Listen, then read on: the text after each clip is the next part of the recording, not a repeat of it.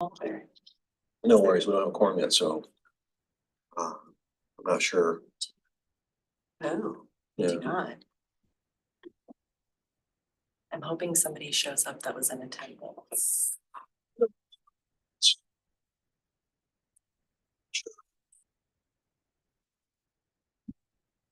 Oh, the volume is good. But Commissioner Klaus is here. Do you want to turn our camera on? What?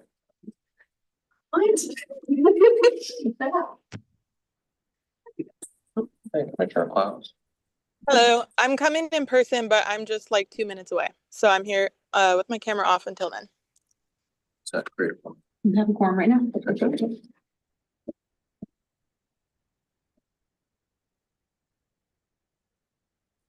Okay, well, it is Monday, April 21st. It's at 5:31 p.m. and I will call this Joint Animal Service Commission's meeting to order. It looks like we currently have a quorum and Commissioner Klaus should be arriving shortly to be in chambers with us. And so who else do we have? Who do we have missing? Councilmember Green emailed to let me know that she would not be in attendance tonight. Her and her alternate are both in the same meeting.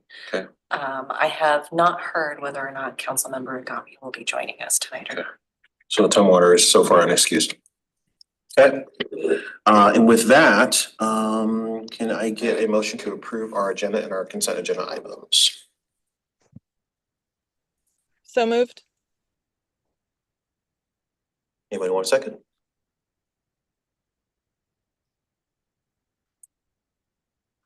Second.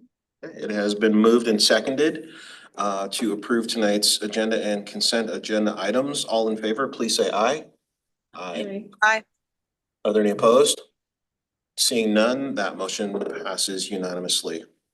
And our first item on our agenda is public comment. And it looks like we do have one person signed up for public comment in chambers. And are there any signed up online? Nope, there was none signed up online, nor did we have any written public comment. No written comments either. Okay, then Ellen? Are you Ellen? Are you, please come on up to the podium and state your name and what city you're from and try to keep your comments to about 3 minutes. Ellen Dorfman, I live in Olympia. I rehome rescue dogs and it's gotten insane the last few years and it's not just the South that's killing. I personally believe that unless you genetic test and take back for life, you shouldn't be allowed to breed. But I didn't come here to say that we can start that. I was one of the people, we got the city to close down, the puppy mill store. I was with the group, this goes back over 10 years ago, to try to get Washington to have a low-cost spay and neuter. There are 6 or 8 states that have that, and for each state they save $3.15 for each dollar they spend, because it's a lot cheaper to prevent them from being born than deal with them. I'm here to say, can we at least, if we start with Thurston County, we can be an example. That's how it starts, like the cities around the country that have started outlawing puppy mill sales, it spreads and then it gets more. Can we at least start with dogs that are loose? I have people, I'm good friends with Dee Dee Ponder and she comes to my adoption events and brings her dogs if and when she has time, but she's usually too busy trapping loose dogs. Can we at least start with loose dogs? I'll never forget, they should call me, oh great, now we have 2 loose pit bulls breeding. Sure, that's just what we need is more pit bulls. They're only 60% of what we kill. I love pit bulls, but they're the most killed dogs. They're just insanely overbred. So if we're not gonna stop the backyard breeding, can we at least start with loose dogs? People are homeless and have dogs. I had a homeless person living on our property because one of the dogs Joint Animal Services adopted out was a husky type, got loose, stray, attacked my sheep. That cost us about $9,000 at OSU at Corvallis. And we had to catch the sheep because we rescued some sheep. I don't eat them, I'm vegan. And it had a baby 5 weeks earlier. The baby needed to be caught and fed. The sheep, when it came back from OSU for 3 weeks, needed to be caught and wound care. And I'm not a cowboy. I hurt myself trying to chase them around the stall. Maybe some people thinks it's funny. It's not that easy to catch a sheep and a lamb. So he was there doing that. I was trying to get his dog fixed, which he was reluctant to, but you can't even get an appointment with Northwest Spay and Neuter. You go on the site at midnight and you stay up to be there right at midnight and boom, no, we don't have anything for a 60-pound dog. So I had an appointment. I'm gonna pay $675 at Healthy Pets to get it fixed. So yes, part of that equation is we gotta get more places to fix. Because if you demand that they are, you know, the homeless people or dogs that are loose, where are you gonna fix them? So I know that's a problem, but we gotta do something because every dollar you spend on spay and neuter, you're gonna save money. Even if you don't care about saving lives, you are. It's a proven fact. New Hampshire and Delaware are no kill. I'm from New York City, went to Cornell. I was a biology chemistry major, accepted at the age of 16.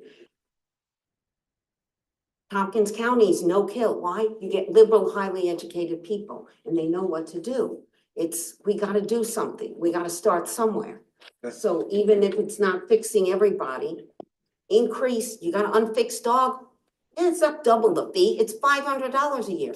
And let's make people rat on other people whose dogs aren't licenses, because you need the fees to get the spay and neuter. Where are Thank you gonna you. get the money from? Thank you for your comments today. Thank you.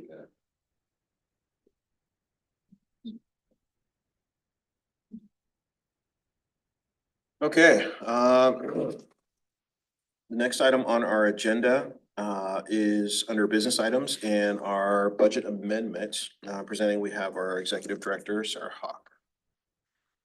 Thank you, Deputy Mayor Miller. Today I have a staff report in our board packet that talks about a budget amendment that we would recommend that JASCOM approve.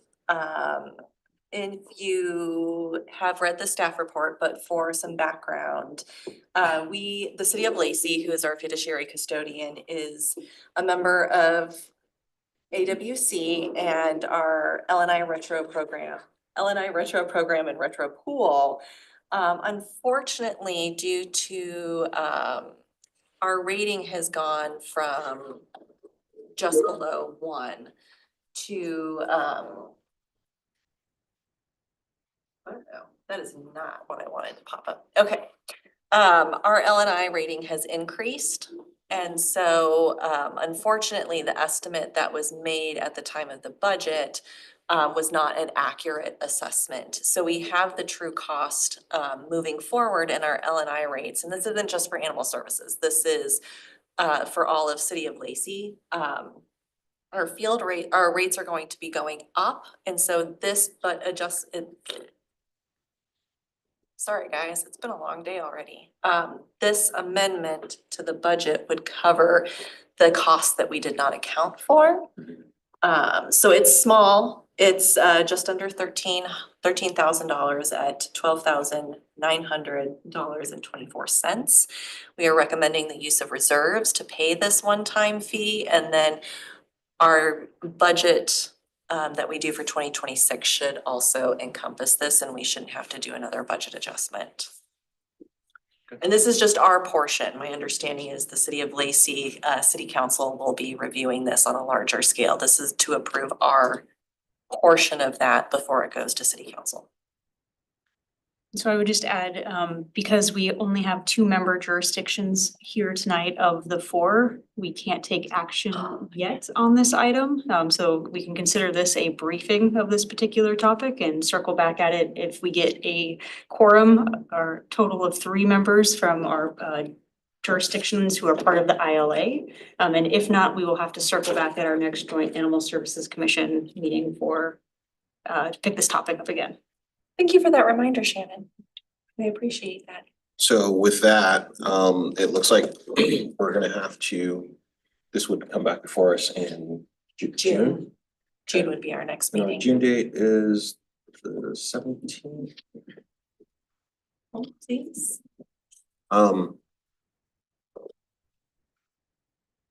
June will be the 9th. 9th. Okay, then we will table this item until we do have all of our jurisdictions present to vote on this item. It looks like I guess since we're not gonna be taking a motion and voting, we can still do some discussion on the Yes. item. So let's get into some discussion. I know that discussing it without all the members present is going to create another discussion in 60 days from now. But we are going to entertain just a little bit of discussion so that we can make sure that we all have the same information. Does anybody have any discussion on this item? Questions? Is it just the overall claims for the big pool that's driving it, or is it animal services claims are going way up? It's not us driving it, it's citywide. And so this $12,900 is in addition to our current amount that we pay? Yeah, it's in addition to the current amount. We, the estimate did not include that at this time. And then what is our current amount? Just in case I missed it. So 12,000 is being added to 30, 40, 50? 50. We can get that information. Yeah, I can get that for you. And that's So just gonna sorry, be I one of don't those have my discussion laptop items, with because me I to know pull it's it gonna for come you. up. Yeah. Right, and so you'll be prepared with that in our next meeting. Absolutely. Can you just tell us a little bit about our experience rating? And how that works? Like, That might go more towards Shannon. okay, Sure. Cause I don't understand the rating system as much. I mean, I know our portion contributes to overall, but we are not the driving factor. and if that's something we need to discuss in June, that's fine too, right? Because I just have a feeling that like, if I don't know what it is, some of the other jurisdictions may not know what it is and how that works. And I'm not asking you for their entire formula and algorithm. But I'm just like, how do we go from A to B? Sure, and I can give you just a very high level overview of that. We can get some more information and fill you in at a later basis. But like Sarah mentioned, it's a pool of jurisdictions, right? So they're putting in their money, thinking collectively, you know, we're gonna be covering ourselves through insurance. And so when you are doing that, they have to, I would imagine, kind of understand how many claims they think they might get, what that ballpark is. And so you have kind of your average jurisdictions, like Sarah was mentioning, with like the one being neutral. You have some jurisdictions who collectively perform better, have that score of an experience of, you know, less than one, and that can be significantly less than one, that can be barely less than one, but that means that they are likely seeing, based on the size of their jurisdiction, less than the anticipated claims that they would have thought for that particular type of jurisdiction. And it's not just the number, it's also, you know, the value of the Right, how much are they particular paying claim. out? And if you're having a jurisdiction with over, that means that you're either anticipating a higher frequency or higher cost associated with each of them. Okay, And so it's based on that collective total and how you're performing amongst each other. okay, so that puts us in premium pricing. Correct. Got it. Okay, anything else? Anybody else got anything for this item?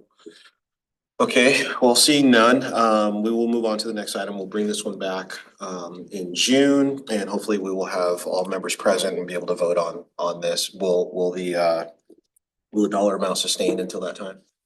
Okay. All right, well, let's move on to our next agenda item, which is our Mason County contract discussion. Sarah?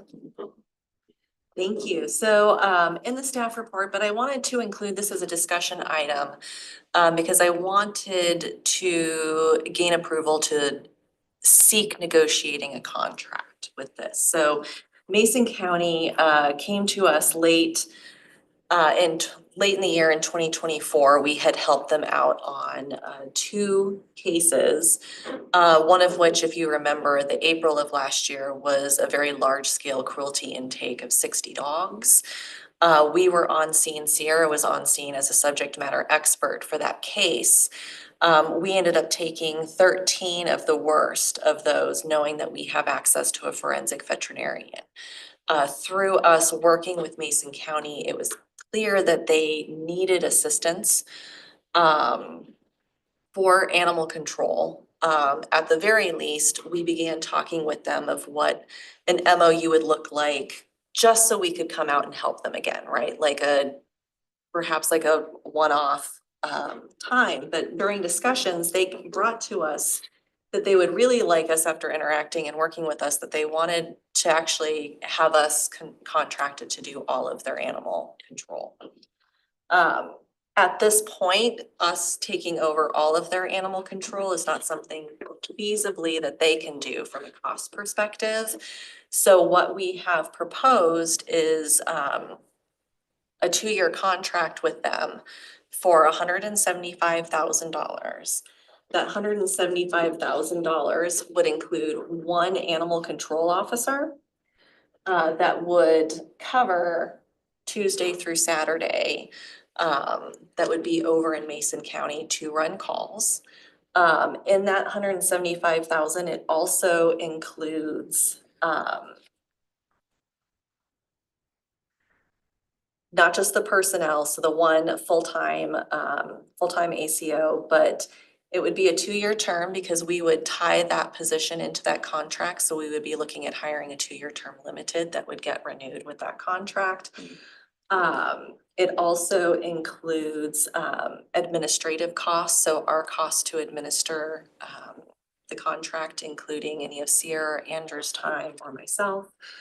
It also covers, part of this contract would include up to 125 animals, more specifically dogs and cats, that we would house from a sheltering standpoint that were specifically come from our field officer. So if we're out in the field and there is a neglect case and they find evidence in order to have a warrant, work with Mason County Sheriff's Office to pull that animal, we would bring that animal back to our shelter. So that's what that $50,000 covers, is those incidences that warrant us seizing an animal. What it does not cover is any stray animal running around Mason County. And we have been very specific about what calls our officer can go on out there, what is feasible for 1 officer, the types of calls, and the types of animals that we can come in. So it has to be approved under the FSO. And that also means that even if law enforcement finds a stray dog running around, we would not take that either. It would have to be very specific circumstances that we would be out. This FSO would only be during operational hours, so we would not service them after hours like we do our other jurisdictions. They would like written into the contract, though, that they do have the ability to call for an emergency, which we have outlined what an emergency is very specifically, because again, sometimes what people feel like is an emergency is not necessarily an emergent issue. So one of that would be if there is, law enforcement assist, just like we do here. So there's a crime going on, there actively that needs to be investigated, there's animals on site that need to be contained, that would be something that we would get called out for. Seriously, injured animal that requires care. If a dog bit and injured or killed a pet, that would be considered an emergency. So we've been very specific as to what this contract covers, and what we would and what we wouldn't go out on. Some of these terms can be negotiable depending on if both Mason County as well as Jazz Leaderships approves. And then a portion of the fee too will actually cover if there is any cruelty cases like we had the previous year. Part of the original $175,000 will cover some of those costs that come with an active cruelty investigation, like having a forensic veterinarian do an exam, for example. If any of those costs go over that, that would then be a conversation that we have with Mason County, and they would need to approve additional costs if we go beyond that. So we have put contingencies in case, for example, there is a larger case that we know will take resources. We can work together with them as a partner agency to make sure that the animals are getting what they need as far as a case goes. So this would be a good start. After the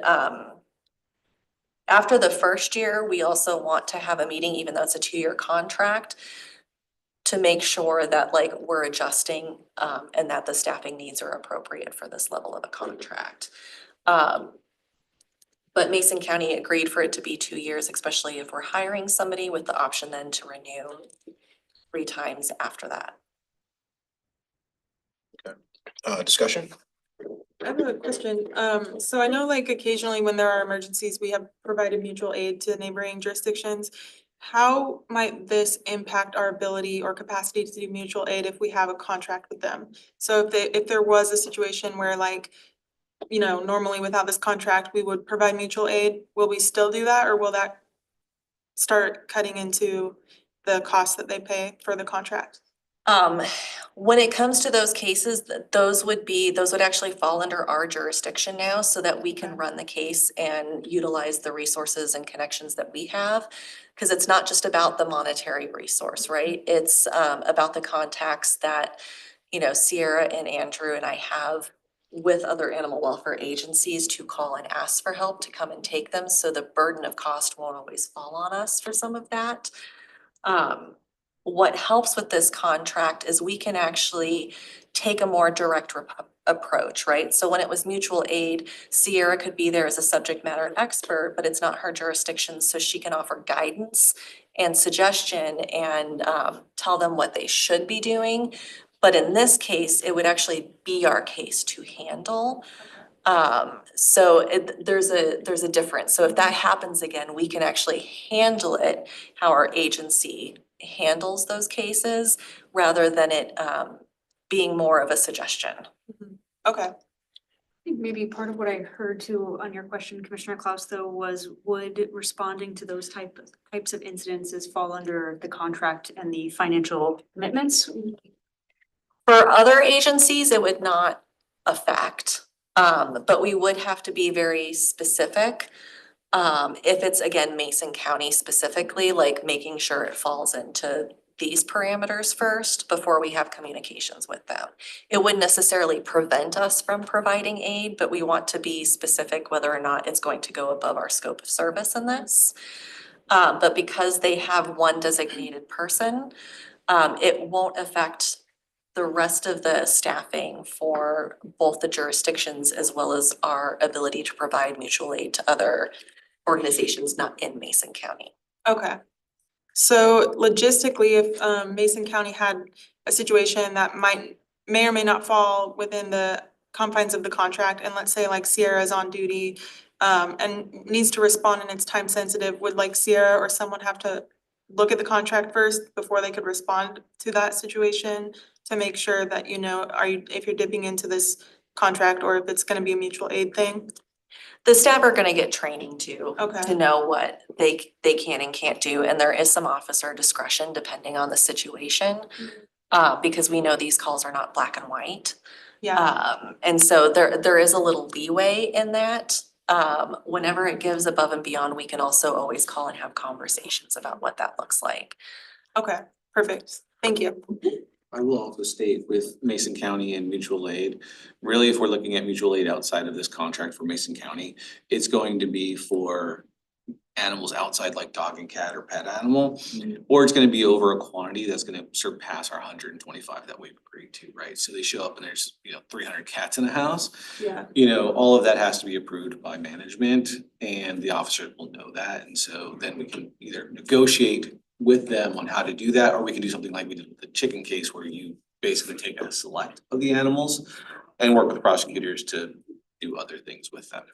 okay, And again, most of these situations are not necessarily emergent. So again, to kind of just hop on to his example of 300 cats. There's rarely a circumstance that we would get someplace and go, we need to remove 300 cats immediately. There's coordination that needs to take place from the shelter end. We also still have to take the time to gather evidence to get a warrant to remove those animals. So there's very rarely going to be a time where it's such an emergent issue that the mutual aid would put into question like what the contract has. okay, We would have time to consider, coordinate, communicate, and come up with a plan that is both within these parameters, but is also beneficial for everybody. okay, perfect. So with this new contract, they would have access to the TCOM system, they'd be calling in, or is that not? No. Mason County has their own MACECOM for communications. Okay, So that would be something a part of the contract that we would. so we would connect discuss those To two. see if we can be a part of MACOM, but then we still wouldn't have access to TCOM. We don't have access, there would be no access to TCOM in this scenario. We don't have access to TCOM. Okay, so if they have emergency calls, they just go through their Yeah. local system. Who Correct, transfers it to our local system, who correct. connects it to you. Correct. This is also about their sheriff's department having support too, because their deputies are not trained in these matters, so being able to have support and be able to call us out with these matters is part of it as well. Okay, so then that brings me to my next question, which is transportation. Are we so are we saying that we're gonna have an FTE in Mason County? Can I speak on that? So I just want everybody to be clear about my idea for how this is gonna work. So we would be hiring one ACO for the 2-year limited contract. It will not be one ACO for Mason County. Like how I envision it starting is my senior officers will be stationed in Mason County at the beginning of the contract to get the program running. And then while we're training our new FSO, eventually we will rotate and they will do rotating shifts in Mason County. But at no point will one designated ACO be in Mason County. That doesn't make sense. I don't have one ACO for Thurston County. Okay. Just like how we had our large cockfighting case in February, that was all hands on board. I can guess that Mason County will have similar cases like that, right? Does that make sense? It does, so we'll use experienced officers to get it going. And then we'll rotate in and continue a rotating shift and schedule until they are standing. Correct, Okay. but we wouldn't actually start the contract with them until somebody is Yes. hired, because we don't want it to be a burden Okay, on our interlocal agreement partners, because as part of this contract, unincorporated Thurston County, Olympia, Lacey, Tumwater, all take priority, and that's always written into all of our contracts, even with Yelm, Bucota, JBLM. Our interlocal agreement partners take priority. okay, And so I would not be shortening our staffing for Right. the interlocal partners. so get new staff in first, then Correct. take a look Once at- we have staff to actually train, then we can start the contract, utilize one of our officers until the new one is up and running and ready to go. Okay. Will this create in the budget, the need for a new vehicle? An No. additional vehicle? Not at this time. Okay. Will Mason County, is there anything in there that says that they will have some board presence? Nothing in there? Nope. Okay, Nope, it does not interfere with our current ILA. It would just be an additional contract like we have with the city of Yelm, for example. okay. And then obviously we're considering this to be phase one of this relationship. What do additional phases look like? So there could be potentially an additional ACO that would get added, but that of course would be in addition to this contract. If we increase more than one FTE for Mason County, then Mason County would also be responsible for a vehicle for Okay. that. So we're being very cognizant of our limitations as well. One of the limitations that we have said that we cannot do is in our current shelter, we cannot have a sheltering contract with Mason County. Okay. We can take a certain number of animals that we know we have capacity to care for.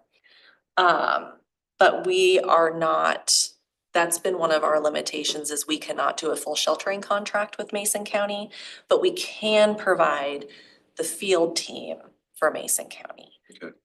At some point, one of their next steps would be to look at sheltering in their community.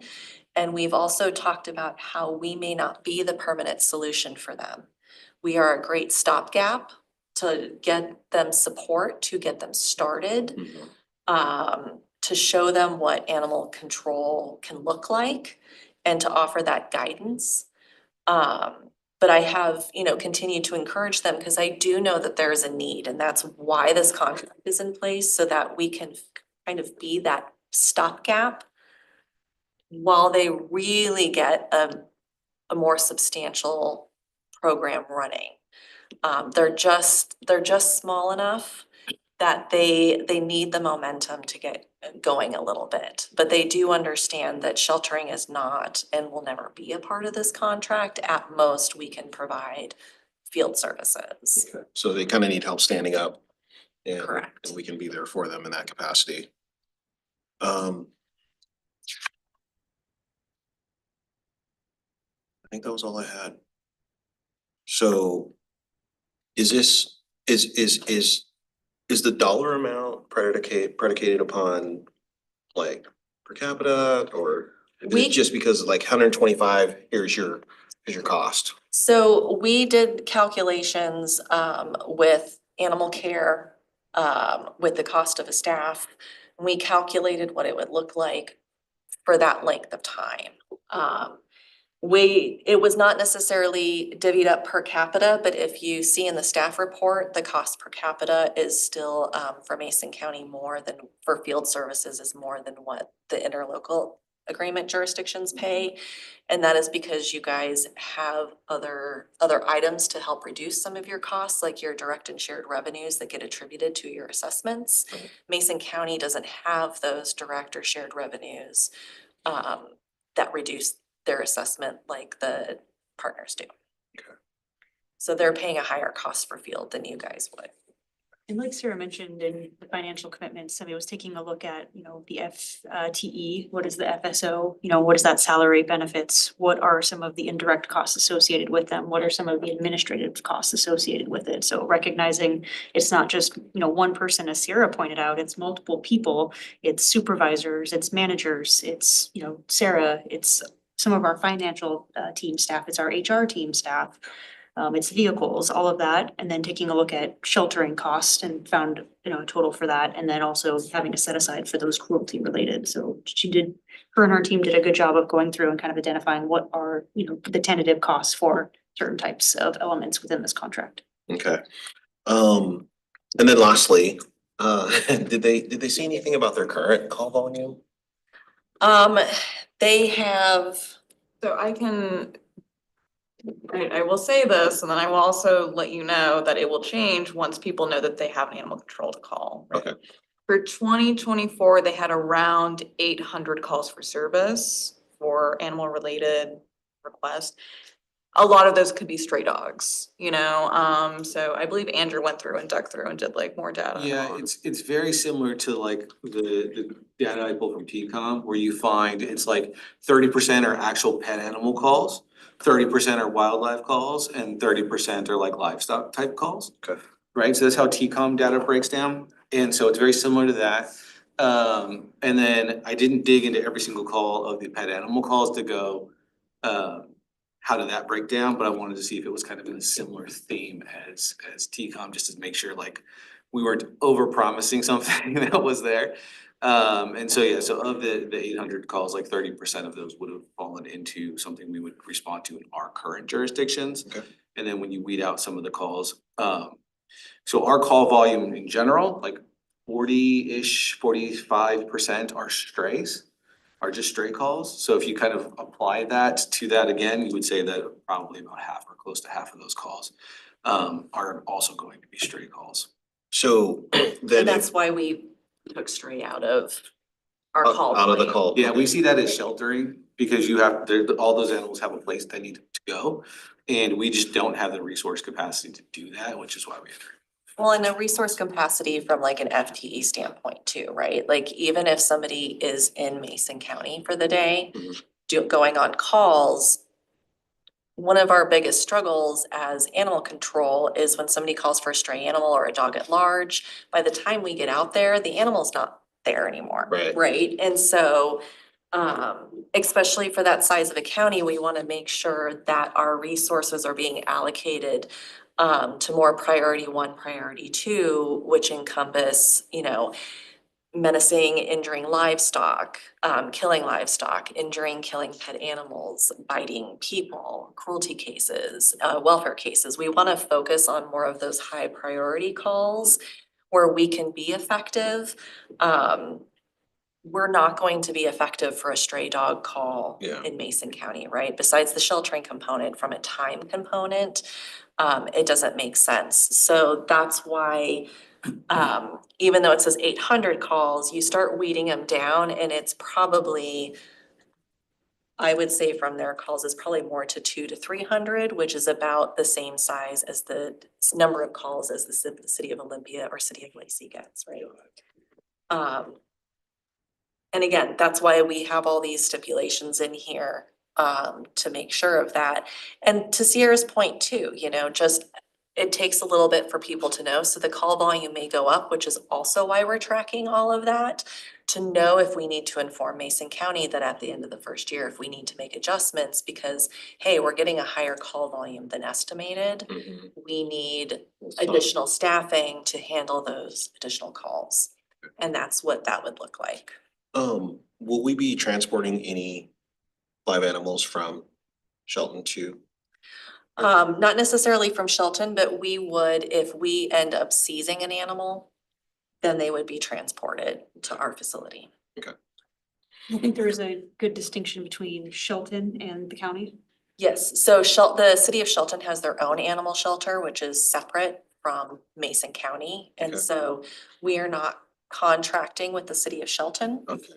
They are looking at services, but unfortunately, I don't know that the city of Shelton can afford our contract, but there are some potential other options I know that they're looking at. Okay, And Sheldon is the only incorporated city within Mason County. I thought that, but wasn't sure. I did also just want to point out whether or not it's relevant is the case that Sarah was talking about that occurred last year in April. That defendant moved from a different county to Mason County, likely because she knew that there was an animal control. And I can tell you that a lot of people do that. Okay, And so that's why, you know, while it would be like advantageous for us to do this contract, I think it is also just really important that this county gets these services. Mhm. And I feel honored that they're asking us to do it. So our presence there is alone a tangible asset. Mhm. Okay, Correct. And Mason County has also said they would take any recommendations that we make for their municipal codes Mhm. as well, so that they can, one, make it easier for us to do our job, but they also know that the reason why, there is a need for animal control, besides the fact that they should be providing it, is that they do need to update their municipal codes to reflect what the community wants. And so they have said that they will take our recommendations when we make them as well, when that comes to that. wow. They Is there any- have no county shelter though. So if you ask them to hold, where they can hold them? Well, I don't think that's the type of legislature That's not the that we type would of be- municipal code I'm it's talking about. more- Oh, I know, but I meant just not transferring, because the only shelter they have at this point is the little.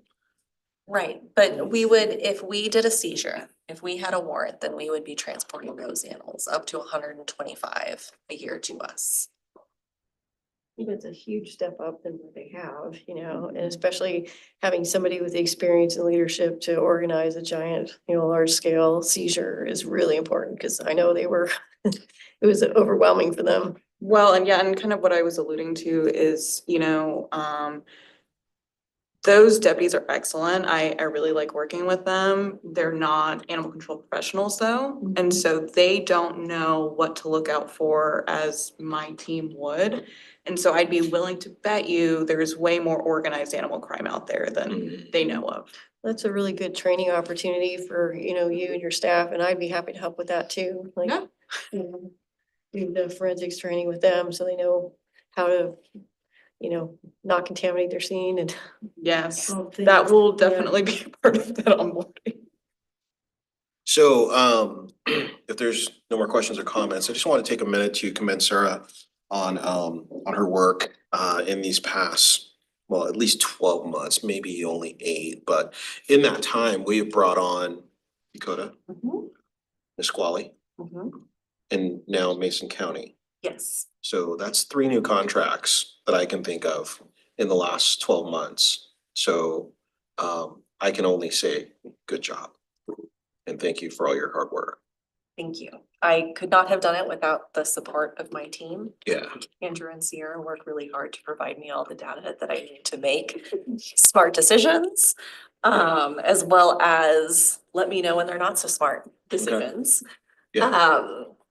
But I appreciate that, and I think it's a testament to the team's hard work, that their reputation now precedes them, that we have communities outside of Thurston County that want to work with us. Yeah, and just so that it doesn't go unnoticed, the dollars you guys are bringing in are obviously very helpful to the organization, but in addition to that, contractually, I think they're bondable. Take a look into that, and this is a short-term contract at this point in time, so just recognizing it's for a period of 2 years. Yeah.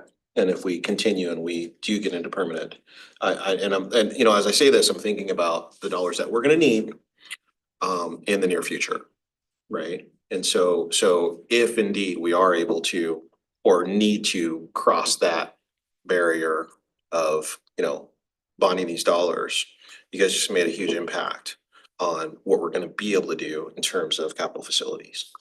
In my opinion, if indeed, Well, and I will just add into, I mean, it's covering costs right now, so as Sarah just mentioned, it's the direct cost for the employee or, employees who would be assigned there over time and all of the other things. Yep. So just recognizing that those are dollars that I are know they're coming committed. in and being expended. I know they're committed, but I did wanna say that we have a mountain in front of us.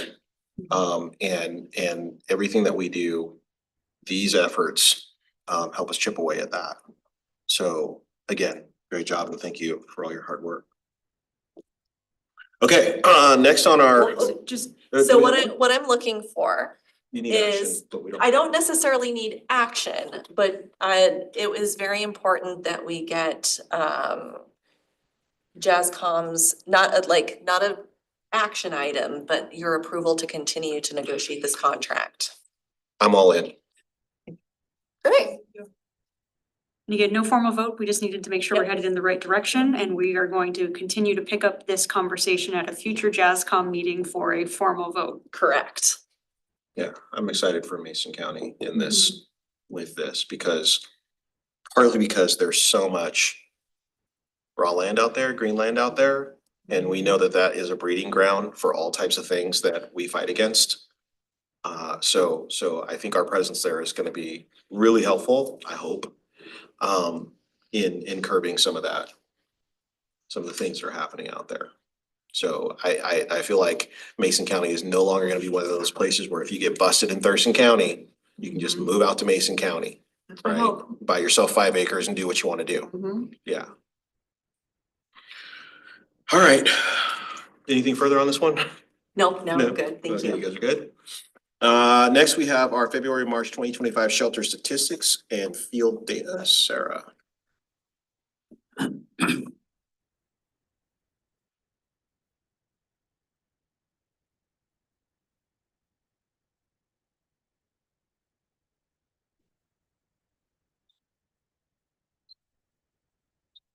All right, so I wanted to start, normally we have our field and data statistics are a part of the consent agenda. But I think it's very important with one, how the year is going so far and how continually we've seen an increase in intake over the last couple of years. I want to make sure I call it out, one, so that we're talking about it, so that the commission sees it in real time in comparison month over month over the last couple of years. And so that's why we're talking about it. Instead of it just being on the consent agenda, I want to have a few moments to go through so you guys can see what our data is, what our numbers are, and what our field calls are in comparison year over year, and how that breaks down to the jurisdictional partners that are a part of the interlocal agreement. And so shelter intake, so we're red. 2025 is red. You can see. Already this year, we have seen a tremendous increase in intake. February, 2025 is going to be a year with an asterisk on it because, there are some anomalies that are happening this year that I do want to again make sure we're talking about to call out. So in February, we had a large scale cruelty case in unincorporated Thurston County where there were over 500 chickens that had been bred and dubbed and mutilated for cockfighting. So that's what that intake number is. Even without the chickens from the case, we would still be about at least, I think it was 60 animals over in February without the chickens. So we're still continually seeing an increase. But it's something that we'll just want to talk about this year because it will statistically change our numbers a little bit. So that's why I want to make sure we're calling it out. And I also broke it out this way so you guys can really see the difference. So yes, the chickens in the other category is astronomical, but I want to call out, we've already had almost a 49% increase in dog intake in the first quarter over last year. And so that's why we're calling this out. You know, in 2024, we saw an increase, as you can see, that's gray. But we are already hundreds of dogs over where we were last year. And so this could be extremely significant. We're coming into warmer months. This is not even the start of kitten season yet. So What are we attributing this to? I mean, like, what's happening? there's been a perfect storm, to be completely honest, that's been happening for the last couple of years. I think the pandemic brought it to a head. So there is a serious access to care issue when it comes to veterinary care, not just in our community, but the nation. We also now are dealing with, there's lots of issues when it comes to equitable housing and families being able to house their pets with their animals. While 90% of rentals are pet friendly, only 7% are inclusive in the state of Washington. What does that mean? So pet friendly means they allow pets, but usually with a stipulation. No cats, dogs under 25 pounds. We don't accept Rottweilers, German Shepherds, Pit Bulls. They put all these parameters, so only a certain amount of people can have pets, but also afford to keep them there. There's pet deposits as well as pet rent, and sometimes can be extremely astronomical. When I moved here in 2019, pre-pandemic, and so it's actually gotten worse post-pandemic. So when I moved here as an example and was looking for a house, I had 4 cats at the time. No one would rent to me. No one was willing to even make a deal because I was like 1 cat over, and I'd be like, the animal services director though, I can promise you I'm a great pet owner. And we're like, we don't care, we'll have it rented by the end of the night. Oh, and it would be $1,000 non-refundable, another $1,000 that's refundable, and you need to pay $50 per animal for pet rent. That's pre-pandemic. Okay. It's gotten much worse. And so pet inclusive housing means that you don't have parameters set based off of size and breed or species. It's more determined about the behavior of an animal, right? So like History. a dog can't stay if it has a bite history per se, or if it's been deemed potentially dangerous, that dog would not be eligible to stay in those apartment complexes. Think of it more in those terms rather than all German Shepherds are banned. All dogs over 25 pounds cannot live here. And it's one of the reasons why shelters, for example, there's a lot of shelters in the country that will refuse to actually put breed designations on now because they don't want to pigeonhole those dogs to not get adopted or not be able to move into the apartment complex with their family because they're like, no, we don't know what breed it is. We will not say. So that is part of it as well. There's a lot of economic uncertainty right now that adds to it. And along with the access to care issue, it's not just people not being able to afford veterinary care, which a spay or neuter at minimum is $800 right now. It can go upwards.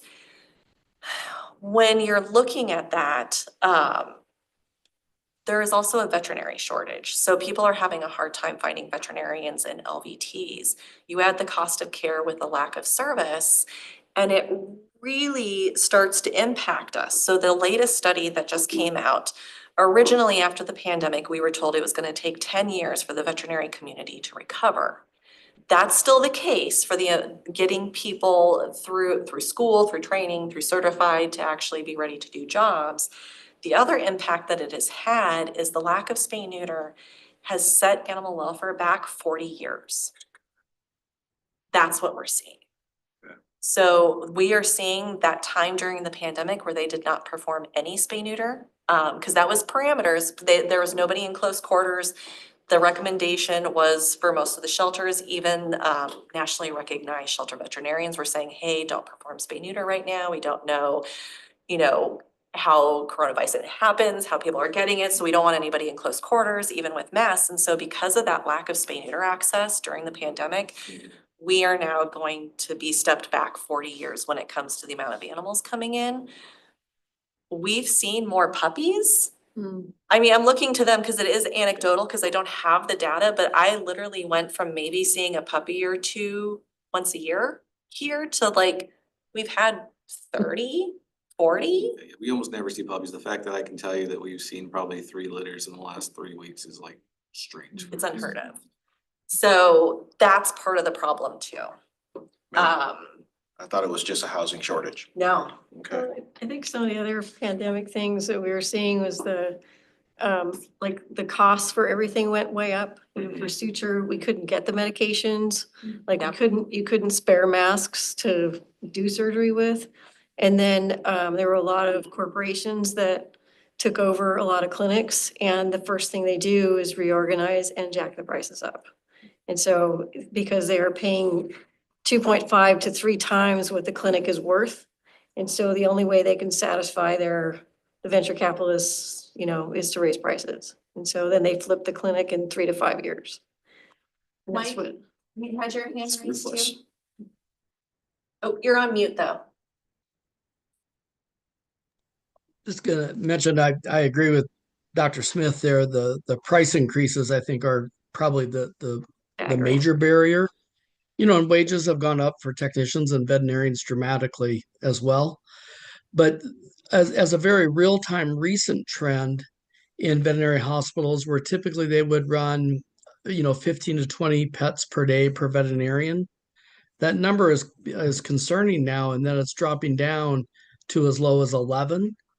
And so all of a sudden there's openings in veterinary offices appointment books. So there may be a silver lining that this is going to start to right itself a little bit. I don't know about the pricing, but at least the availability might be getting a touch better. That is at least the silver lining, that there are starting to be appointments available, because for the longest time, during the pandemic, you could wait upwards of 3, 4, 5 months to get in. Even my own cat that I adopted from Joint Animal Services in the summer, their spay neuter appointment wasn't until October of that year. Okay. That was pre-veterinarian though. As I say, I hope that's the case, but my fear is that people are just giving up. Right, so we've seen it in the job market, right, where unemployment gets to a certain point and then people just leave looking and then unemployment goes down. It's like, it's just people leaving the search because they can't find anything. And I think that's what's happening is, I almost gave up trying to get a doctor's appointment, right? Like my first doctor's appointment is like in August because you can't get in.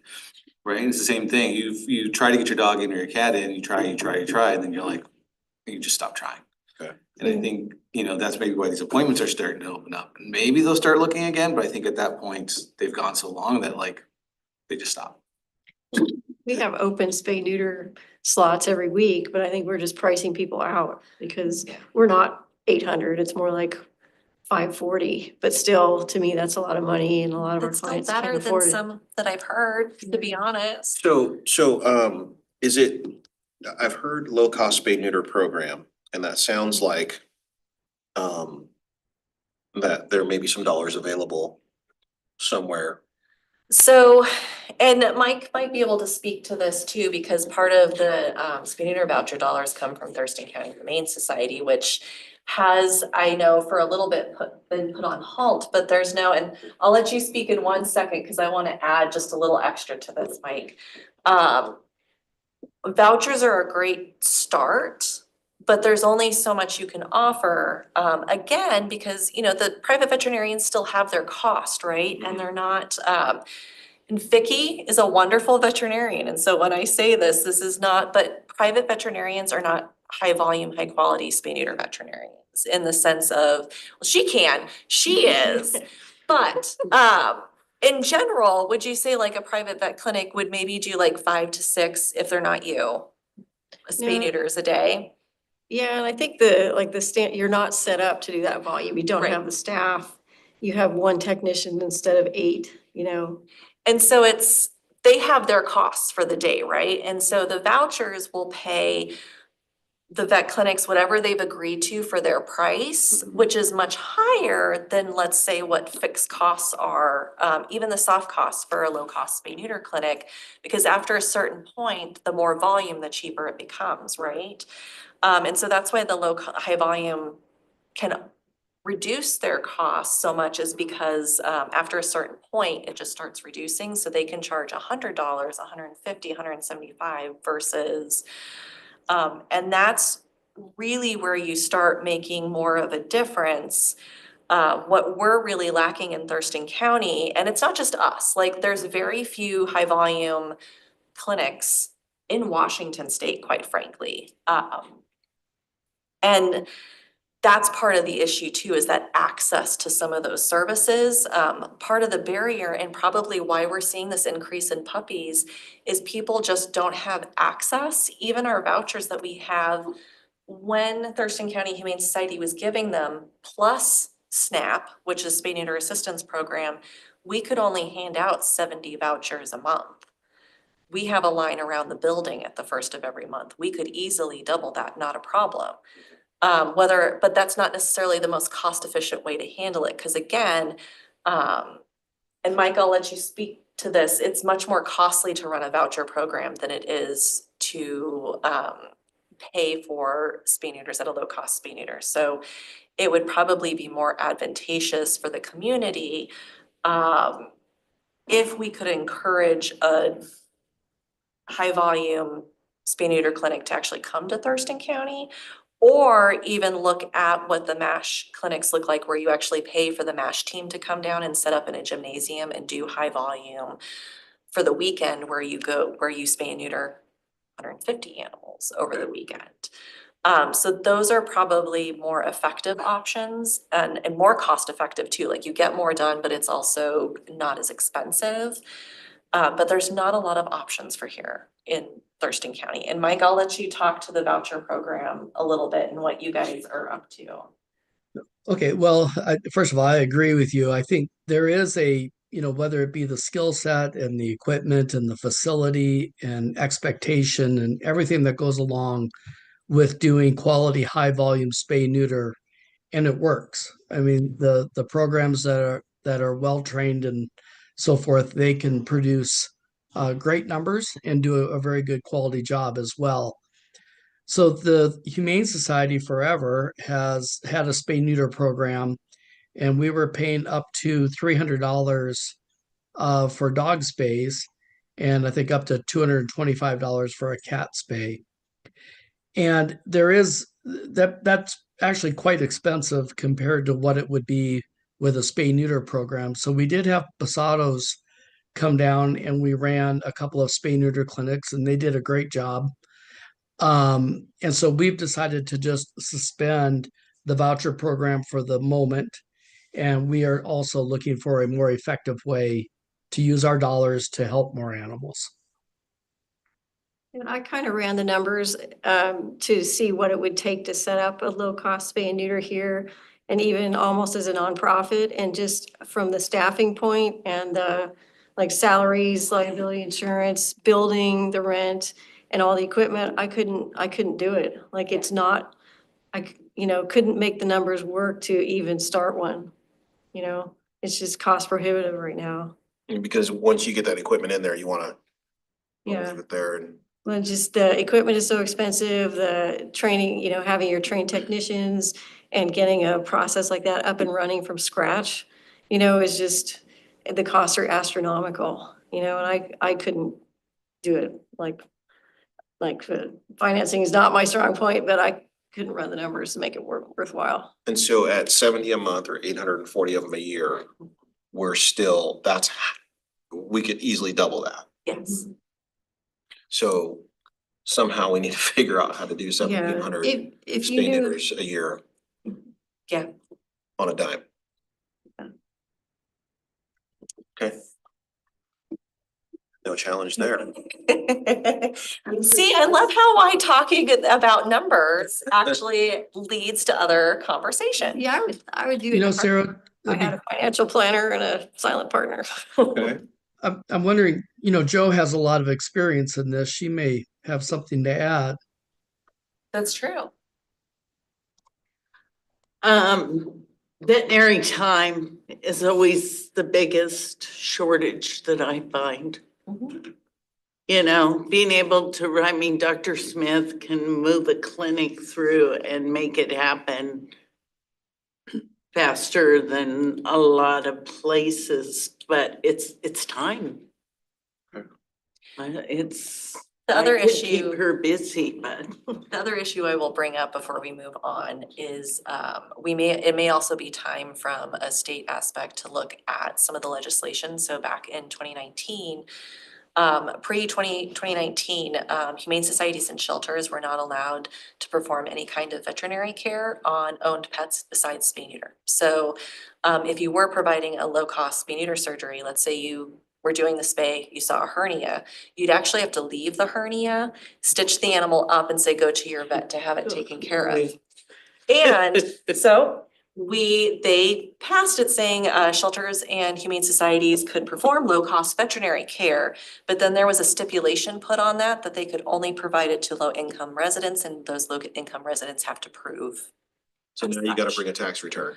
And so it's very limiting to provide service. And I understand at the time when it was created, there was some concern from the WVMA that this would prevent clients from going to private veterinary clinics. And having run low-cost veterinary clinics in the past, and Andrew can attest to this because he's done it as well, it doesn't prevent that from happening. What it is preventing though, when you're running a low-cost clinic, if you don't have that ability to treat an animal while it's there, it's never going to get treated because usually that low-cost spay neuter is the only time that animal is ever going to see a veterinarian. Right.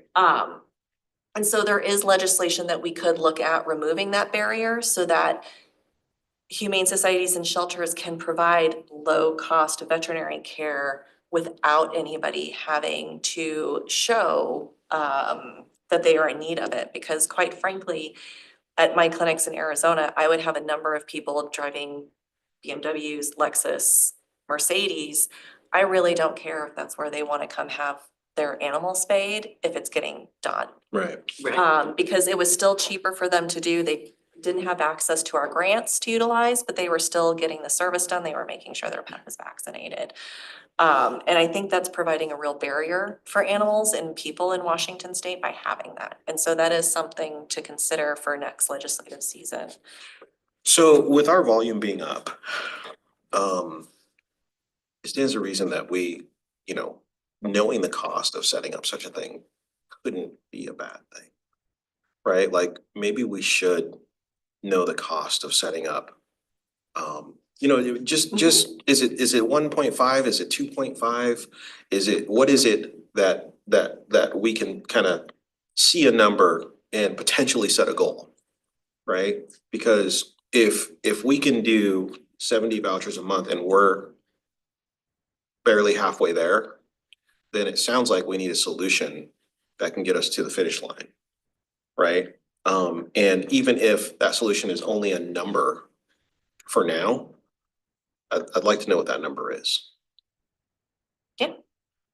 We can look into that. Yeah, I think it's a really Is that good okay? exercise for us to take a look into, and we get back to the JASCOM. And I just think too, like, you know, as we're planning the future of a new facility, that all of these types of conversations are really good to be having now, because that will impact the type of facility that is necessary in the future, whether it's something that's on site there, or if Sarah mentioned there's alternatives to be pursued as well, such as the MASH setup. But it's good to have these conversations and do some diligence on the topic.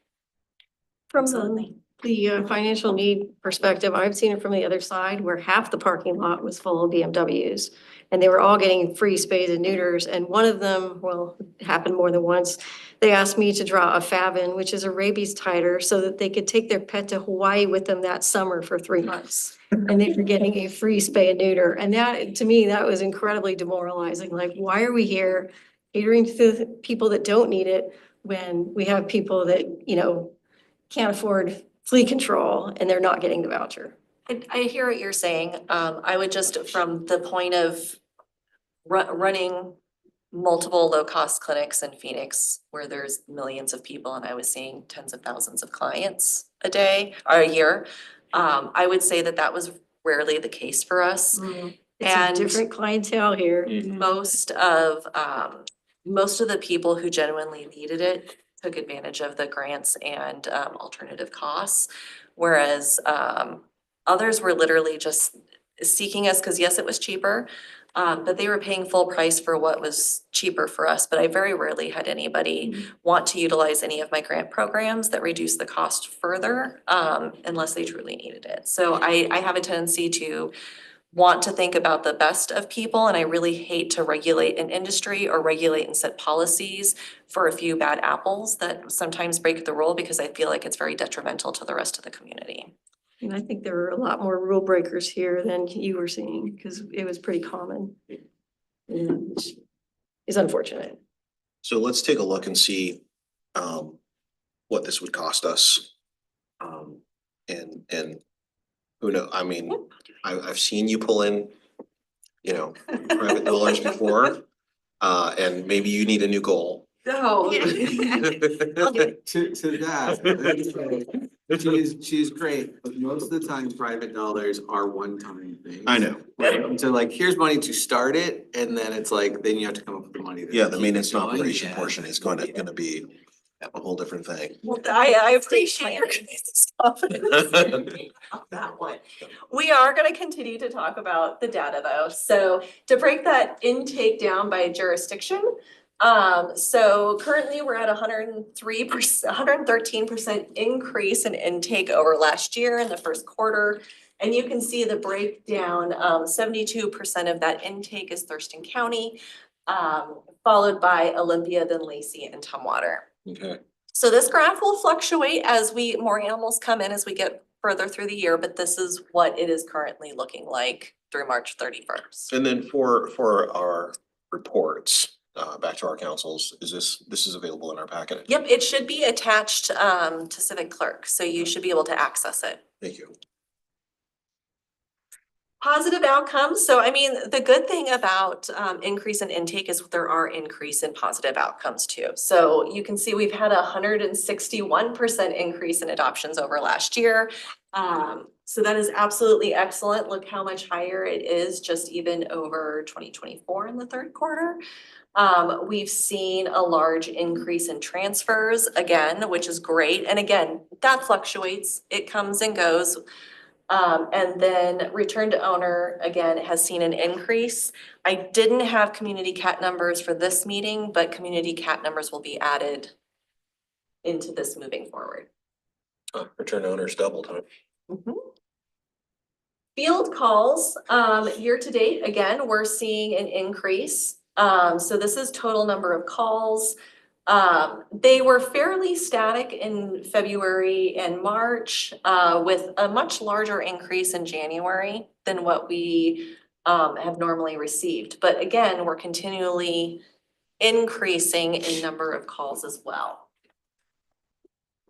Is that? I'm trying to attribute that. I know that, as a county, we've grown. Yep. We crossed over the 400,000 resident mark. And so I think we've done an additional 50,000 in the last year. In terms Like of total population? residents, population. Just trying to figure out where. Yeah, I mean, some of it again is, there's also been a lot of relationship building with the team, with their community, right?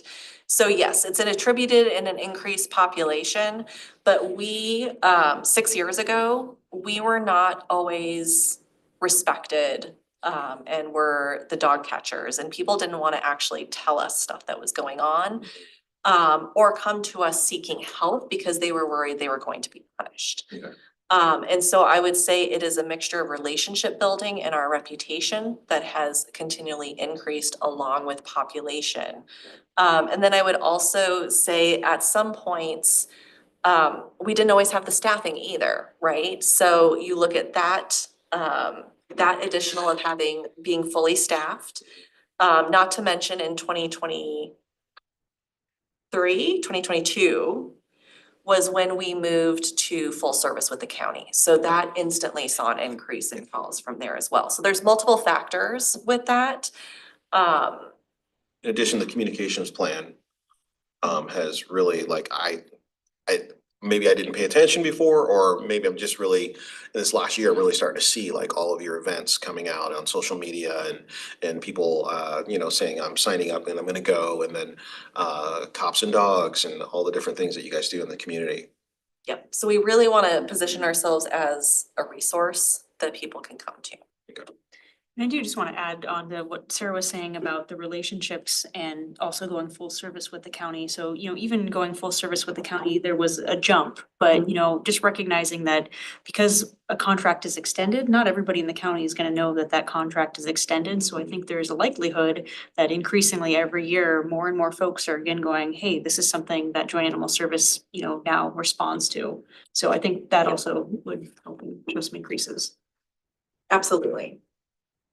So again, this is just looking at it by jurisdiction, with Thurston County being 51% of our field calls currently in the first quarter, followed by Olympia, then Lacey and Tumwater. Everyone saw an increase, but Lacey actually saw a 7.5% decrease in calls. It could even out, you don't know. But everybody else saw, Olympia saw over a 10% jump, but Tumwater and Thurston County both saw almost 22% increase in calls. Okay. Now, this is to go to the next item I'm gonna talk about. There always does seem to be a bit of confusion as far as where our calls come from. So just a reminder, and since this is a public meeting and I want, anybody who may be watching this, from an educational standpoint, we are not contracted with TCOM to take calls. So none of our calls that come to us for field actually we have a very, very small portion that go through TCOM. The majority of the calls that are received come to us directly. And usually it is more timely if you call us too than having to go through TCOM and get rerouted. And so I just want that to, be clear that we are taking all those direct calls. Those calls are not usually coming through TCOM. There is sometimes in emergencies where obviously it's easier for a person in distress to call 911 than to remember our phone number. And then those get directly transferred to us. I talked to TCOM. Yep. And then in comparison, just to kind of show like the calls TCOM tracks, which are referred calls. So they only track, like, yes, they might receive maybe a few more calls, but the only calls that they track are the ones that law enforcement agencies or fire department or emergency services are actually out on a call and they say, hey, we need animal services. So that's what this refers to, but they're a very small portion of the majority of our field calls. So, just again, to make sure everybody's on the same page, TCOM does not track our data. They do not track our call data. We do. And so, if anybody is saying that our calls don't match TCOM, that's why, because TCOM's not responsible for tracking them. It looks like the percentage is commensurate. Mm-hmm. Sarah, we were talking just on the last slide about the increase in field calls, and it's also a possibility that the work that you did with getting the transfer button could lead to more calls. Can you talk a little bit about that? Yeah, so back in, is it end of 2023? I'm so sorry. It's starting to blend a little bit. So there was some call discrepancies and we wanted to make sure that we were answering calls from TCOM there, because there was complaints that it didn't seem like calls from TCOM were getting over to us. So we met with Wendy and Jonica to discuss what their calls look like compared to ours. We went over all the data and we did see that there was a very small gap. It was less than 200 calls. Because what was originally happening is somebody would be call 911, dog bit me, you know, dog attacked my dog. And they would say, great, you need to call animal services and give them the phone number and hang up. And so people that are frustrated and distressed are not going to stop what they're doing. They're gonna get frustrated, call again and say, fine, send me what you can send me, whether that's, you know, TCSO, OLEPD, like whatever, I want somebody out here.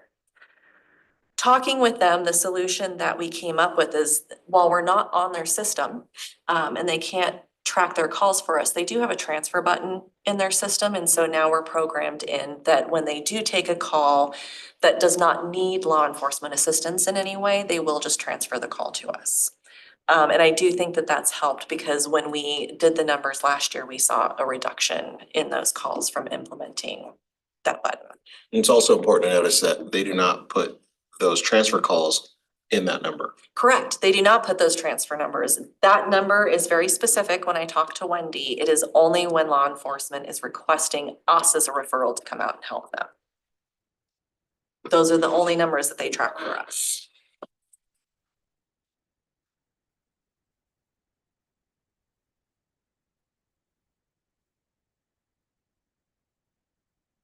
Is that the end of your report? That was the end of that report, yes. But Okay. we'll be doing this every meeting now. Okay. It looks like the last item on our agenda is the director's report, Sarah.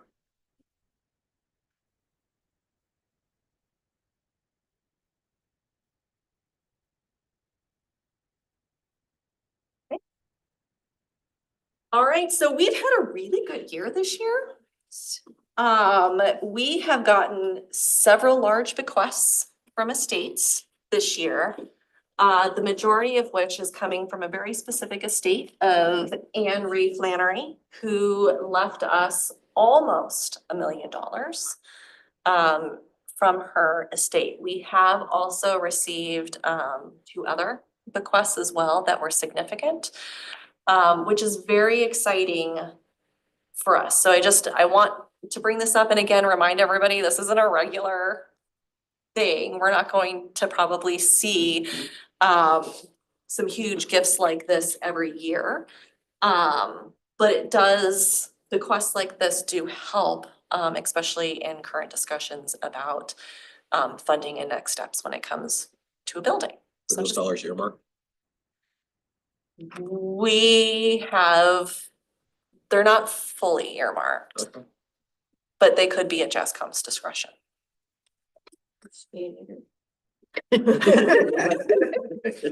That looks like I'm with you there. clinic type dollars right there. One, as just as a reminder, again, part of the new facility that we're looking at has a vet space within it, right? And so you're talking about monumental tasks that Sarah's charged with. Right now, Yes. her and her team are charged with looking at a future facility for joint animal services. And, you know, we've gone through with this group that this is gonna range anywhere from, you know, 28 to potentially $40+ million. And so trying to create, you know, a plan for how we're gonna get there is one of the paramount things on the top of Sarah's list right now. And so we're certainly taking things like this into consideration of how we can plan for that. We'll be back in front of JASCOM with future discussions. I will say that the executor of the estate for Miss Flannery did say that she would prefer those dollars go to helping for a capital facility. Excellent. Spoke at Best Friends National Conference. It was really cool. I had a room of almost 200 people. That's my selfie that I took after my presentation. But a lot of fun, but again, this is more about just emphasizing that joint animal services is continually on a national stage. And we are in conversations that are not only happening statewide, but nationally as well. Also included in that is a national webinar that I co-hosted with Kirsten Gregory, who is the legislative director for Pasado Safe Haven. We've talked about our work in advocating specifically for animal laws and improving animal cruelty laws within the state, and our work together over the last 3 years, and how we have gotten created in ensuring that laws are being passed, and kind of what that looks like and the different angles you can go over. A perfect example would be with the pet retail ban, bail sans at retail sale ban that happened in the state. We did not look at it from a normal point of view. What we looked at it from is from a consumer protection standpoint, because we were year over year, that bill was not passing until we took it from a consumer standpoint and said the loans that people have to take out for puppies are predatory loans. There are no rules regulating these loans and credits that people take out for these dogs. So a loan that they took out for $5,000 for a husky at the end of the day was $12,000 when everything was said and done. Their percentage rates were really high, and so that's how we got that retail ban for the state, was going those different avenues. So Kirsten and I talked about some of our work and how we've taken to public safety and different committees when it comes to the legislature and animal bills. We also had 2 of our FSOs pass the Washington State Animal Control Academy. So our latest recruits from last year, Officer Olson and Officer Ferris. Sorry, Nichelle. They passed their state academy, which is a requirement here in Washington State. But again, Joint Animal Services was at the front. Sierra was on the committee that planned the entire academy, and both Dr. Smith and I were instructors during that time. Awesome. We also hosted Cowlitz County. So Cowlitz County is interested in perhaps creating the same interlocal agreement that Thurston County has with its jurisdictional partners. They are looking at a potential option that is similar. So City of Longview and Cowlitz County came and took a tour with us, and we talked about how the interlocal agreement works. We took them on a tour for a shelter, talked over with them what our hard and soft costs are and how we budget, and how we do the assessments and everything like that. So that was a really great tour. It was few hours, not quite a half day, but really great conversations around what things could look like possibly for them down in Cowlitz County. NACA Summit. So while we sent several staff to the Animal Care Expo, which is the largest conference in the state, it happened to be in Las Vegas. It's very rare that we're on the west side. I went before.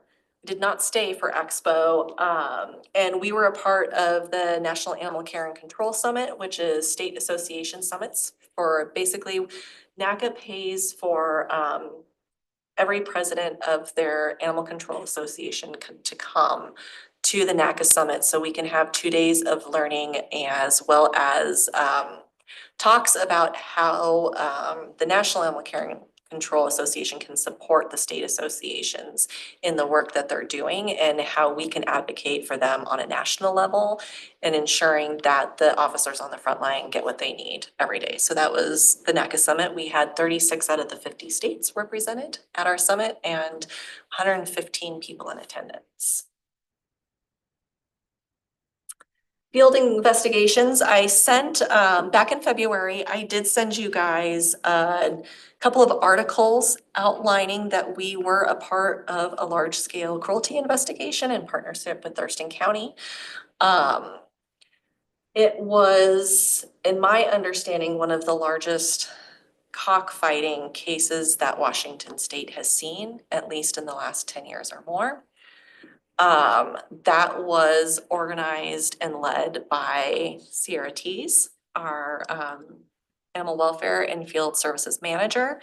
While TCSO was point for law enforcement, They did acknowledge that we were the head of this, and if it weren't for our team and our knowledge as well as our contacts with 7, 8 other jurisdictions at least, they would not have been able to do what they did that day. So we had at least 8 other jurisdictions join us from King County, Pierce County, Mason County came as a learning opportunity. There are a few others, like, can't remember. There's more, there was at least 8. We also had the Washington State Animal Fighting Task Force come down as well.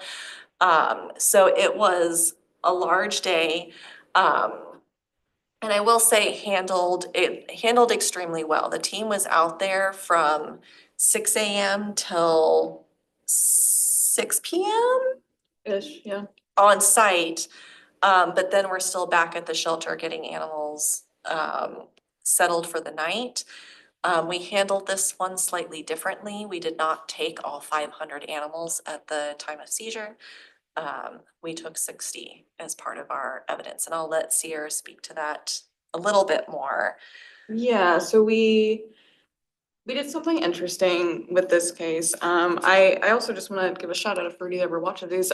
So Rudy, works for Thurston County, as a prosecutor, and so he takes a lot of our animal cruelty cases.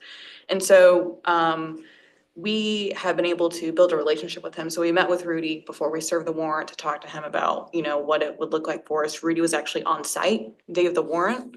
And so it was interesting. We actually, Andrew, told me I could only take 25 chickens, and I was like, what about 60? That's because the boss was on site to Yes, approve. that's true. And so because it is still an open investigation, I can't talk about it too much, but the birds that we ended up pulling would have had significant evidence to our case, or they were severely injured. And so that's why that number changed to 60. But what I asked Rudy is, hey, at that preliminary hearing, so we also planned it, right? Serving the warrant on Thursday, preliminary hearing the following day on that Friday. I want you to ask the judge for no animal order for court proceedings. For all the, For all of them, Yes. for all the defendants. And so within 24 hours for conditions of release from custody, they had to comply with that. And so a week later, we went back and my team stayed up till 3 AM, taking all the animals and coordinating that. But something I just want to say, so I've been involved in 4 or 5 cockfighting cases in Washington since my time being here. I do think that we ran this incredibly well, because something we did, not only identifying the birds, but what I could do is when our defendants aren't necessarily in compliance, I have all that documentation to say exactly which birds are not in compliance and who went missing. Something else is with these investigations is how they tag their birds. I know exactly who's tagged and where they're going and where they're coming from, linking them Okay. to game farms throughout Washington State and throughout the country. that was gonna be my question. So, I'd be willing to bet most agencies do not do that, because maybe they don't have the resources, they don't have the time, it's how they investigate it differently. But, you know, it's what makes our cases tight, and it's what's gonna get convictions. I believe they moved forward with 300 charges for the defendants, so. They just had a hearing a few weeks ago, and it was a continuance, of course, but, so that's where we're at there with. So do some of these other jurisdictions have the investigative capacity to, once you source, like, these people are driving these things over from Wenatchee or whatever, not saying any Wenatchee is where it all goes down, but just saying that's just a random, but still, the Yeah. fact of the matter is that a lot of this is not beginning in Thurston County. It's coming here from somewhere else. Well, we're talking about like bloodlines, which originate from a lot of game farms in the South too. So When you say south, you say south, I'm talking about Alabama, Missouri, Mississippi, like, and that so. far yeah. away. So when I am talking about these organized animal crimes, like, I don't just mean county, state, I mean Right. federal. You're talking about the whole country. Yes, so it's why it's so important that we're excellent in our investigations. And I will say historically, law enforcement does not treat cockfighting the same as they do dogfighting. Right. And so I don't think the evidence is documented as well for cockfighting. there's some other things that go into that. There's some cultural things, like cockfighting is its own separate thing. But I think because we have not treated cockfighting the same as dogfighting, there is really, there's not as much understanding about it. There's lack of prosecution, there's lack of historical references for us to go off of. And so what I do want to call out is just how organized and clear that we have this, because this is information that we can use and share moving forward with other jurisdictions. That's one of the reasons why the Animal Cruelty Task Force came with us, because they also then become the resource where they have the connections for what bloodlines go where and who is affiliated with who. And so it can continue to be a much larger endeavor. Something else to just point out about this, I don't know if anybody noticed, but so Thurston County Sheriff's Office made a Facebook post saying, hey, look at what we did. This is really cool. Because I'm crazy, cracked all the comments. There were, if I remember correctly, at least 30 persons or groups who commented on that post in favor and supporting of animal fighting and are connected to animal crimes throughout the country. And they commented on our own post. Yes, and so what I'm saying there is that this case made a lot of people mad. Okay. So So is there a database?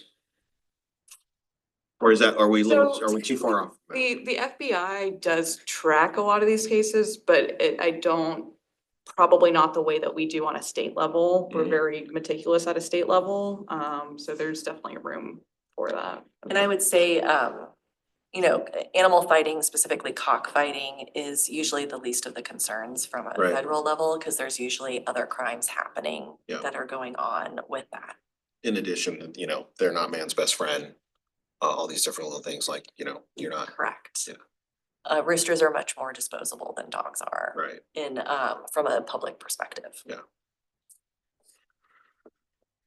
Okay. Continuing on with personnel, so we did welcome a new animal care technician. The animal care technician was replacing one of our staff who actually got promoted to customer service specialist. So again, we're just continuing to promote within. We have made a tentative offer for an LBT. Hopefully that will we'll get everything cemented and we won't have to reopen. But we've also done a lot of staff training, and not just for the field team, but we also had one of our animal care technicians, as well as our positive outcomes coordinator, attended a special training that had to do with forensic veterinary pathology, as well as covering animal abuse cases. And then we sent several staff members to the Animal Care Expo. Most of those were on scholarship, which is really great. And so we just continue to make sure that our staff is trained. It's important, especially for the field team, that they have a high level of training, so that they can identify cases that normally maybe the normal person wouldn't recognize. So we continue to make sure that we're doing professional development. We also launched, very exciting, a new volunteer program that we worked very closely with the city to make sure that we met all the parameters. And then Sierra, Megan, and Becca really worked together to create this new program that I am gonna let Sierra speak about, because it is her baby. Yeah. And we're really excited that we are going to be offering this volunteer opportunity. So the idea behind this program is we have seen an increase in these large scale cruelty cases. And while I do really appreciate all the help from outside agencies, I can't always rely on them. I also can't always shut down my shelter whenever I have a large scale case. And so the idea is not only to train specific approved and vetted volunteers to go out with us, but it's also to get our community involved and have like a sense of pride and ownership with our shelter and with these cases. And so, yeah, we're calling it the Animal Cruelty Response Volunteer and Foster Program. So actually this Saturday, we will be holding our first training. And I also will say, because there are some emails going around, which is a little bit odd, this is specifically for approved volunteers who have gone through a background screening, vetting through me, an interview process that will be held this Saturday at the shelter. It is not open to the public. So we might be having some. So I will be doing a kind of brief basic training on cruelty investigations. And then Dr. Smith will be doing a training on forensics and kind of that specific care for the animals. Our shelter veterinarian, Dr. Swearingen, will be doing a training on infectious diseases. And then actually Thurston County Detective Burton Crow will be doing a training on field safety and awareness and how we work together in these investigations. And so this will be probably an all-day training. So first one, we're gonna see about how long that takes.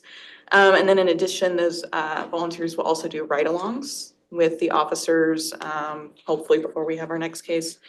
And then the foster piece of this is a lot of these animals from these cases have specific behavioral and medical needs. And so it is already hard to get people to sign up for the dog with anxiety to foster, much less a dog that has been starved, beaten, injured. And so my hope is that we can create a peer support group for these fosters and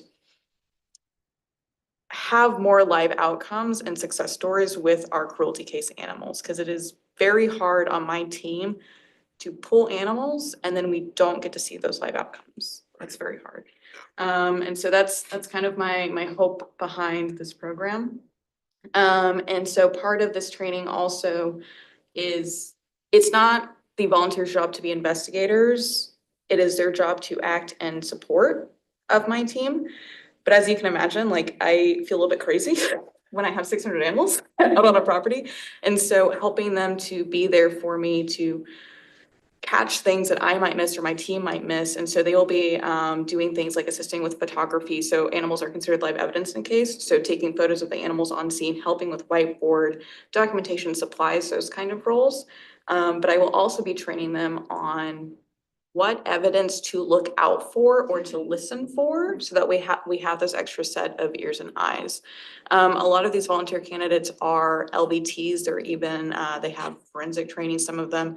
Some of them worked for federal investigations in the past. Like these are highly competent volunteers.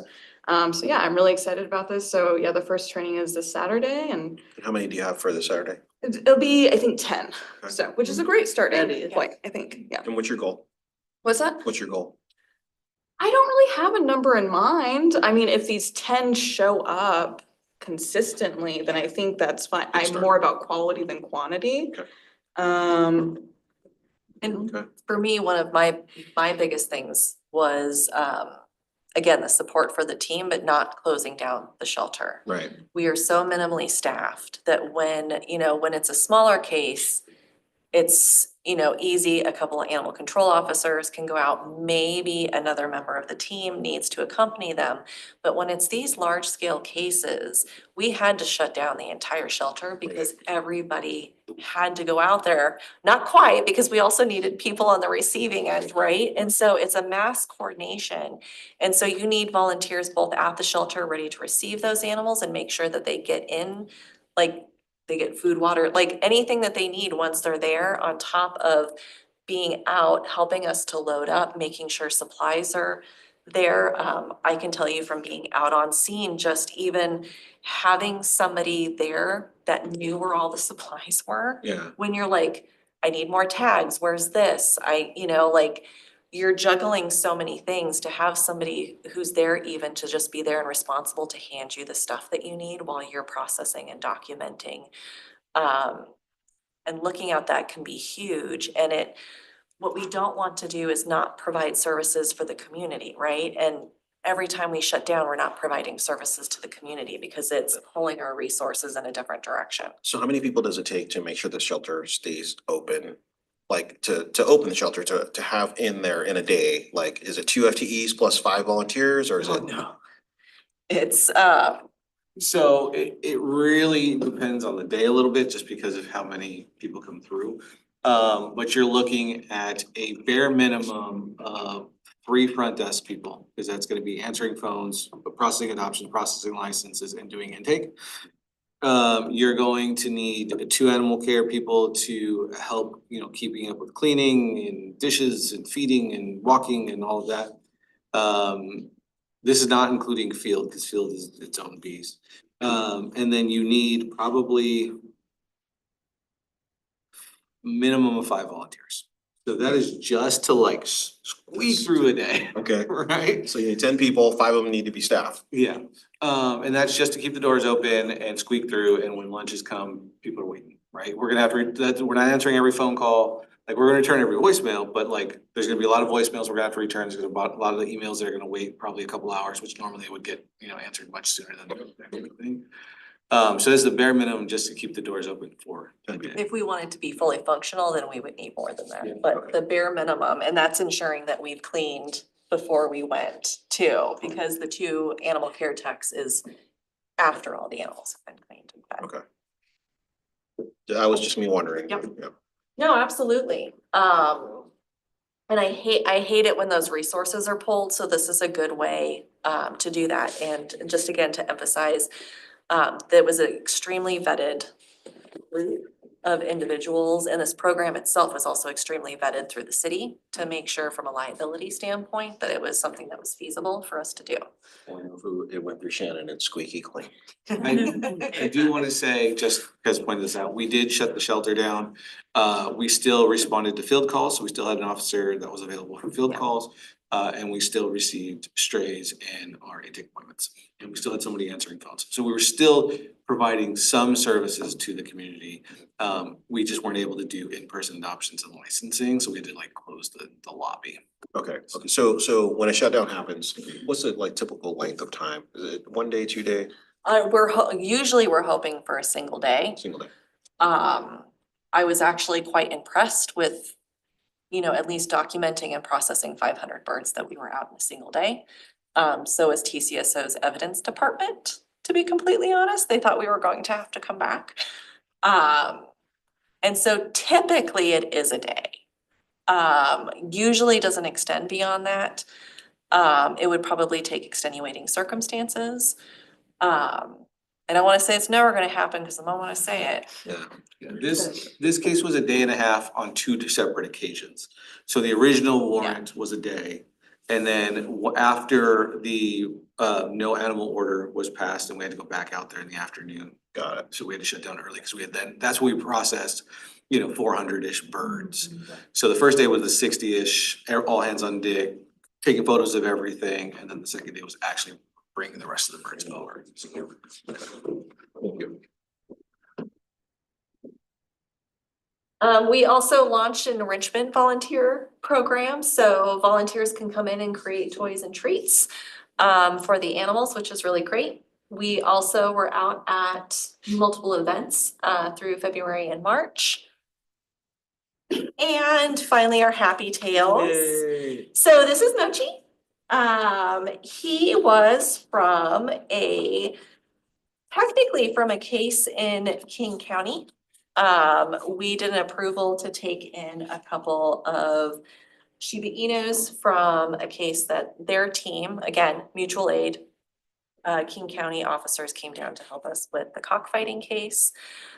So we took those 3 dogs, specifically knowing that they were the easier of the bunch to adopt. Mochi was actually Sierra's foster. Did you have a picture of this dog at your house? I did. You had it on, It was probably on his profile. well, no, I thought it was on Happy Tales one time or something like that. It just looks familiar. Oh, we might have posted when he was up for adoption too, maybe. Maybe, I don't know. Yeah. But yes, so he is happy in his new home. It looks like they take him everywhere. And so again, this is just one of those, he was special needs, little behavioral, little medical, needed some time as a lot of cases are. And so we were able to provide that for the couple of Shiba Inus, from that case. How many? It was a lot. Oh, so there were 17 dogs living in that home at that time. My understanding is that this guy actually got busted years back for also hoarding Shiba Inus then, so he had a type. But so Mochi had only ever you know, like hoarding, not on the level of like cats, but like these dogs, like were not really like let outside, didn't socialize with people. He loved other dogs, obviously, that was, so he loved my dogs, but like people, he was like, really no. But he actually, I think, serves as like the daughter's emotional support animal now, which is really cool. You know, so he's really come a far way. Yeah, it's really nice that he got to have a happily ever after and he got adopted his first day of being available, so. Of course. I mean, he truly is, like, I looked at him and I'm like, I can't believe how you're real, like, you're the cutest thing I've ever seen. Yeah. Mochi's face, he really gives a lot of, I love all of his photos because he just is serving lots of judgment Mhm. all the Side time. eye, oh, And like yeah. every single photo. And like, he just looks smug sitting in the back seat with her right now, looking at us. Is he like 40 pounds? Oh, he was, Yes. yeah, no, he was like 18 pounds at He's intake, tiny. so he was underweight, certainly, so I would say probably 25, 30 Oh, max at okay. his heaviest, but. Yeah. Awesome. Is that the end of your report? That is the end of my report. Okay, well then we have reached the end of our agenda. Actually, there is one last thing I wanted to ask you. All right. And it's about our legislative situation and our ask. I know April 28th is not here yet, Correct. but if you have any rumblings, if you've heard anything. We have, so it's nothing is set in stone yet. But after speaking with Representative Parsley, it looks like, so we originally asked the state for $2 million to go towards design. Currently is looking like we will get about $1 million to go towards design. Okay, well, we'll keep pushing this rock uphill until we get to where we need to be. Fortunately, you're good at bringing in cash. You keep setting me I keep up. saying that. I'm not trying to set you up for failure. Okay. However, I thought that was a bold legislative ask and I was happy that we did it. And if we get something out of it, all the better. Yep. Yeah. So with that, it looks like we have reached the end of our agenda. And if there is no one who has anything further, then I will call this meeting adjourned.